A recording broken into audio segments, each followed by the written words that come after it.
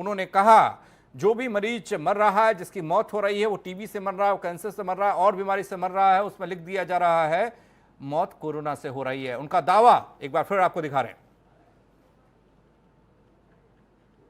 Doctor colleagues, please wake up, जाग जाओ। Doctors जागिए,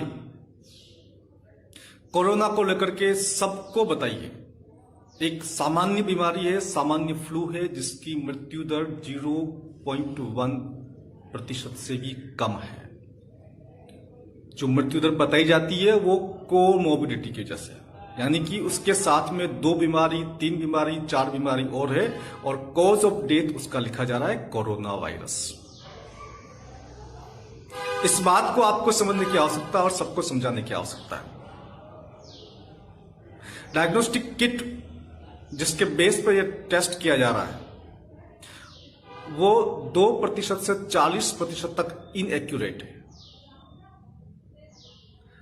फॉल्स पॉजिटिव है, फॉल्स नेगेटिव है।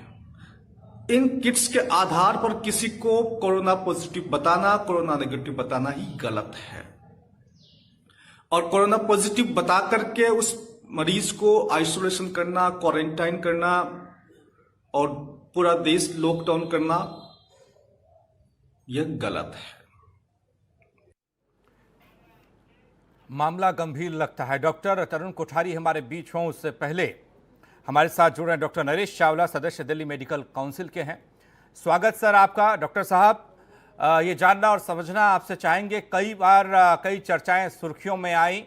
किसी ने कहा कि ये जो वायरस है, ये कोरोना जो है, ये चाइना ने भेजा है, चाइना ने इसे इम्प्लीमेंट किया है और इससे नुकसान हो रहा है। दूसरी बात एक और निकल कर आई, उन्होंने कहा कि ये केमिकल वेपन है। ऐसी चर्चाएं होती रही हैं और कई बार कुछ दावे भी होते रहे हैं, लेकिन एक और दावा डॉक्टर तरुण कोठारी ने किया है। उन्होंने कहा कि कोरोना महामारी सिद्ध करने वाले को 1 लाख का इनाम देंगे। आप किस तरीके से देखते हैं?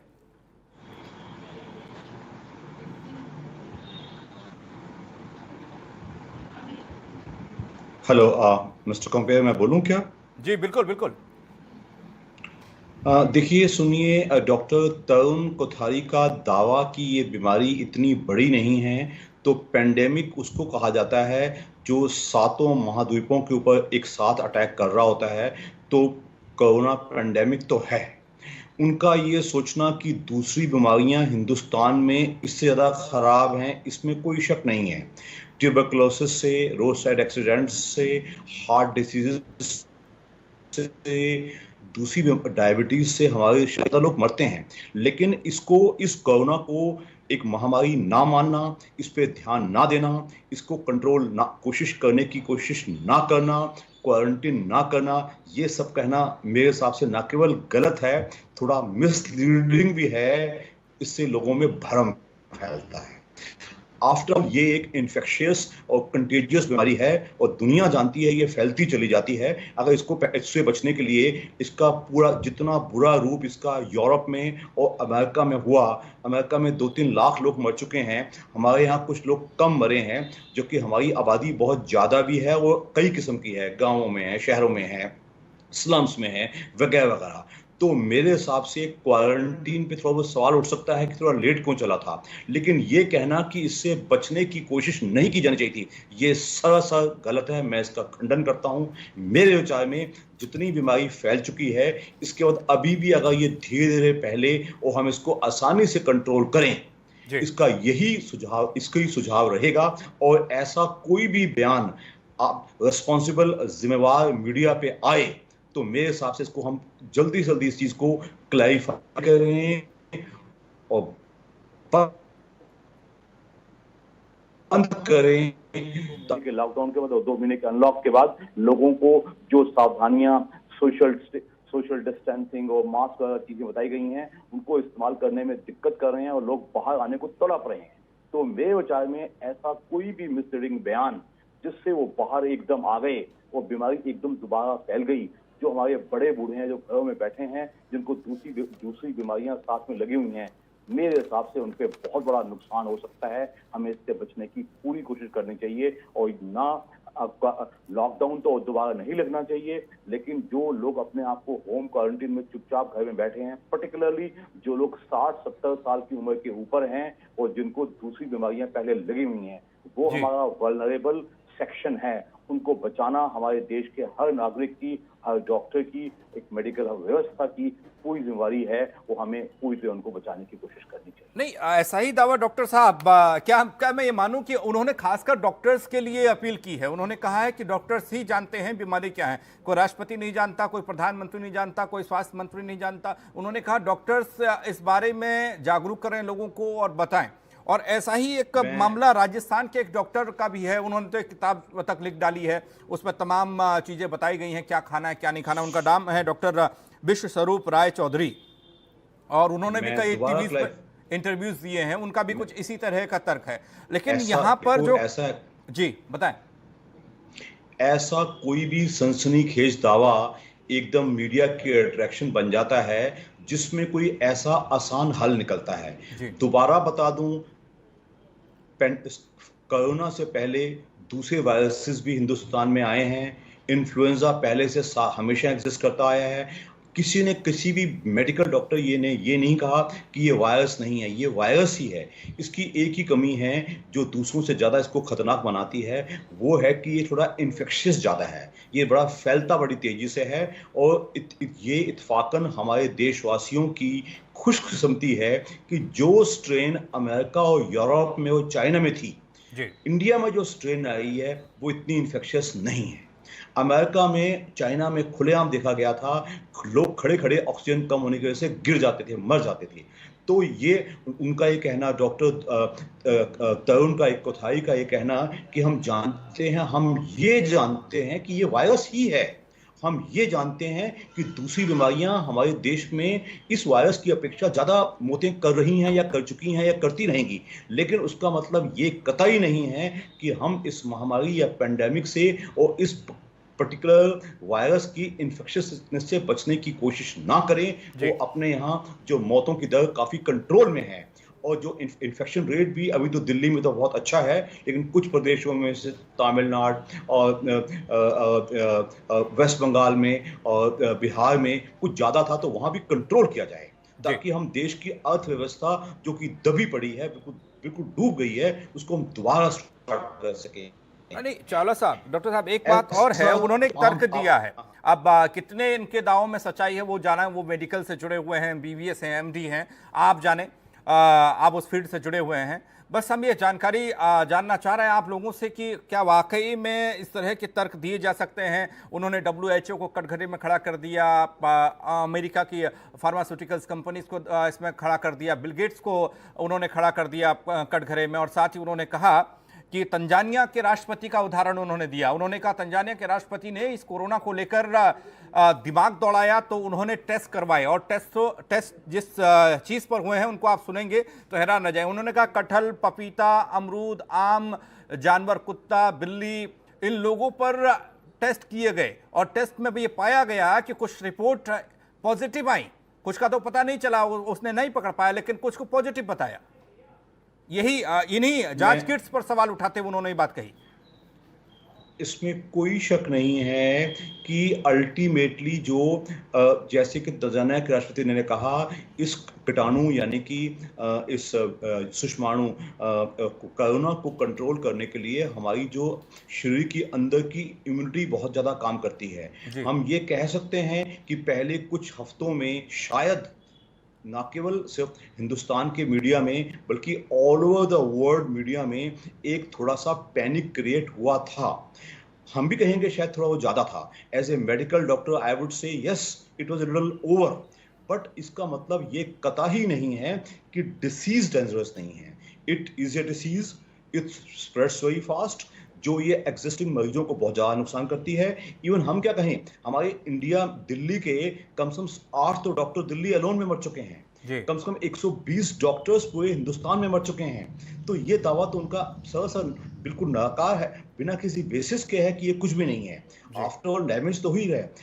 एक असीम गुप्ता एक LNJPN हॉस्पिटल के डॉक्टर हैं, वो एक एनेस्थेटिस्ट थे, काम करते थे, काम करते करते 53 साल के थे, उनका देहांत हुआ है और कोरोना से हुआ है। तो ऐसे जी। में 8 डॉक्टर और गिनवा सकता हूं दिल्ली के। तो कोरोना आखिर है क्या, ये जानने की कोशिश करेंगे। डॉक्टर तरुण कोठारी भी हमारे बीच इस वक्त आ चुके हैं, जिनका ये वीडियो सामने आ रहा है, जिनका ये दावा सामने आ रहा है। कोठारी साहब, स्वागत के साथ। आपका दावा कितना मजबूत है, किस आधार पर है, इसकी बुनियाद क्या है, प्लीज दर्शकों के लिए। जो कोरोना वायरस की जो बात चल रही है, इसके लिए कहा जाता है कि मास्क से कोरोना वायरस से बचाव हो जाएगा। जी। तो यहाँ ये बात बड़ी स्पष्ट करनी होगी कि कोरोना वायरस की साइज क्या होती है और मास्क की पोर साइज क्या होती है। दुनिया में ऐसा कोई मास्क नहीं है जो कोरोना वायरस को फिल्टर कर सके, क्योंकि कोरोना वायरस की साइज 100 नैनोमीटर के आसपास की होती है और जो मास्क होता है उसकी जो पोर साइज होती है, यानी कि मास्क के जो छेद होते हैं उनकी साइज 300 से लेकर 800 नैनोमीटर होती है। इसलिए यह कहना है कि मास्क से कोरोना वायरस फिल्टर हो जाएगा, यह वैज्ञानिक दृष्टिकोण से इसको साबित नहीं किया जा सकता है। कोई भी वैज्ञानिक, कोई भी डॉक्टर, कोई भी इंजीनियर, कोई भी व्यक्ति इसको साबित नहीं कर सकता है, क्योंकि वायरस की जो साइज है वो इतनी छोटी है कि मास्क से आराम से अंदर जा सकता है। इसलिए हम ये कहें कि मास्क पहनना आवश्यक है और मास्क से हम कोरोना से बच सकेंगे, ये बिल्कुल ठीक नहीं है। जी, इसके अलावा भी आपने 1 लाख का इनाम देने का ऐलान किया है और आपने तो जांच किट पर सवाल उठाए, आपने बिल गेट्स, WHO, अमेरिकी फार्मास्यूटिकल कंपनीज पर आपने साजिश का आरोप लगाया, कोरोना षड्यंत्र है, अर्थव्यवस्था को चौपट करने के लिए ये है, ये तमाम बातें आपने कही हैं, किस आधार पर? बिल्कुल। आप मुझे बताइए, महामारी आप किसी को कहेंगे तो उसकी एक परिभाषा होनी चाहिए। जी। महामारी एक परिभाषित शब्द है कि भाई आप महामारी कब बोलेंगे। महामारी के लिए उसकी डेथ रेट देखी जाती है।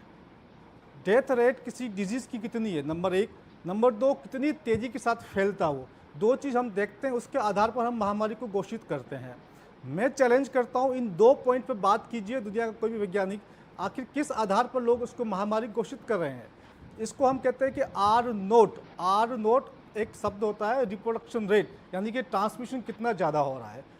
जो कोरोना जो कहा जाता है, जो कोविड-19 जिसे कहा जाता है, उसका आर नोट वैल्यू 2.2 है। जी। जबकि जो साधारण कोरोना है उसकी आर नोट 1 से लेकर 4.4 के बीच में है। यानी कि साधारण कोरोना इस कोविड-19 की तुलना में वैज्ञानिक दृष्टिकोण से देखा जाए तो और ज़्यादा फैल सकता है, नंबर 1। नंबर 2, मोर्टेलिटी रेट की बात करें तो जो लोग मर रहे हैं, जो इटली की बात कर रहे हैं, तो इटली की जो हेल्थ मिनिस्टर की जो वेबसाइट है वहाँ आप चेक कीजिए तो कोरोना की जो डेथ रेट जो बताई गई इटली में 10% जो मीडिया ने बताई गई, वो विथ कोमॉर्बिडिटी है। यानी कि उसमें से 50% पेशेंट ऐसे थे जिनको 3 डिजीज़ और थी, 25% पेशेंट ऐसे थे जिनको 2 डिजीज़ और थी और 24% पेशेंट ऐसे थे जिसको 1 डिजीज़ और थी। यदि इनको आप निकाल दिया तो सिर्फ 1% बचता, 1% of 10%, that equals to 0.1%। The actual mortality rate of the कोविड-19 इज 0.1%। यह साइंटिफिकली प्रूव हो चुका है। इस बात पे आप बात कीजिए, जब इसकी डेथ रेट एक्चुअल 0.1% है, इसकी आर नॉट वैल्यू ओनली 2.2% है, तो किस आधार पर हम ये कह सकते हैं कि ये महामारी है। WHO को अगर घड़ी में खड़ा कर दिया आपने तमाम बीमारियों के बारे में और उसकी अब तक की कार्यशैली के बारे में, तो कभी ये संदेह हुआ नहीं। अमेरिकी फार्मास्यूटिकल कंपनीज के बारे में आपने शक जाहिर किया, जबकि अमेरिका भी कोरोना से इतना ज़्यादा पीड़ित है कि वहाँ भी लोगों ने अपनी जान गंवाई है। इस पर 2 बात है, एक WHO की बात आपने कही, एक आपने अमेरिकन फार्मास्यूटिकल कंपनी की बात कही। WHO की बात मैं आपको बताता हूँ कि 2009 में WHO ने स्वाइन फ्लू को पैंडेमिक घोषित किया था। जिस प्रकार से अभी 2019-20 में कोरोना को पैंडेमिक घोषित किया है, उस पैंडेमिक के ऊपर जांच बैठी PACE, parliamentary assembly council of Europe ने उसकी जांच करी। जांच करने के बाद उसकी रिपोर्ट आई। उस रिपोर्ट में ये लिखा गया है कि WHO ने जो स्वाइन फ्लू पैंडेमिक घोषित किया है वो गलत किया है। It is a falsified pandemic, there was no pandemic ever. ये शब्द उसमें यूज़ किए गए हैं। जो कमिटी के जो अध्यक्ष थे, उन्होंने कहा है कि डब्ल्यूएचओ के साइंटिस्ट, डब्ल्यूएचओ के एडमिनिस्ट्रेटिव ऑफिसर्स और फार्मास्यूटिकल कंपनीज के बीच में एक बहुत बड़ा टाई अप था, उसकी वजह से उस पेंडेमिक को पेंडेमिक बताया गया था, जबकि वो पेंडेमिक नहीं था। तो डब्ल्यूएचओ को कटघरे में तो पहले भी कई बार खड़े हो चुका है, और डब्ल्यूएचओ एक ऐसी संस्था है जो विकसित देशों ने, कुछ देशों ने अपने फायदे के लिए बनाई है, उन्होंने कोई भारत के फायदे के लिए नहीं बनाई है। हमें डब्ल्यूएचओ की गाइडलाइंस पर नहीं चलना चाहिए, हमें अपने देश के बारे में सोचना चाहिए, अपने देश के वैज्ञानिक क्या कहते हैं, अपने देश के डॉक्टर्स क्या कहते हैं, दोनों पक्षों की डॉक्टर्स की राय लेकर के ही कोई काम करना चाहिए। कोठारी साहब, अब तक तो कोई आप जैसा कोई डॉक्टर सामने आया नहीं, और आप आए, आप भी काफ़ी तकरीबन 6 महीना कोरोना को हो गया है। मैं आपसे जानना चाहूँगा कि जिस तरीके से पूरा दुनिया भर में खौफ है, लोगों के बीच में लोगों की मौत हो रही है, कोरोना पॉजिटिव लोग आ रहे हैं, चाहे वो चाइना हो, अमेरिका हो या हिंदुस्तान हो, और इन सब के बीच आपका ये दावा कि ये बीमारी है ही नहीं, ये इस तरीके से हो ही नहीं रहा, ये गलत हो रहा है, इसकी टेस्टिंग से आप शक पैदा कर रहे हैं, तो कहीं लोगों के बीच में कुछ भ्रम की स्थिति नहीं जा रही है? आपने टेस्टिंग की बात करी, जो आरटीपीसीआर टेस्ट को ये कहते हैं कि कंफर्म एंटी टेस्ट है, वो टेस्ट 2% से लेकर 40% तक गलत रिजल्ट देता है। जो टेस्ट 40% तक, और कहीं कहीं तो ये भी लिखा हुआ कि 70-80% तक उसके रिजल्ट गलत है।